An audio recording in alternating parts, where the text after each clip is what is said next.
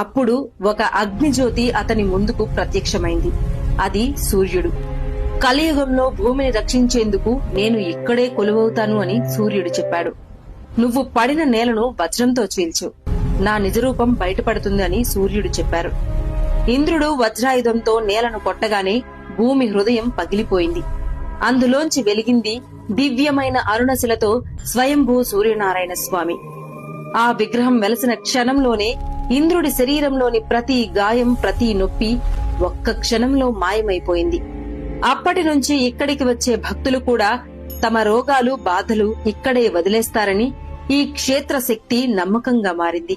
ఇంకా అద్భుతం ఏమిటంటే ఏడాదికి 2 సార్లు మాత్రమే, మార్చి మరియు అక్టోబర్లో పొద్దున్న తొలి సూర్య కిరణం గర్భగుడి చీకటిని ఛేదించి స్వామి పాదాలపై పడుతుంది.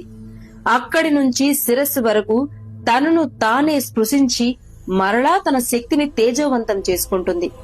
ఇది నిర్మాణం కాదు, సూర్యుడు తనే తన రూపాన్ని తాకే క్షణం.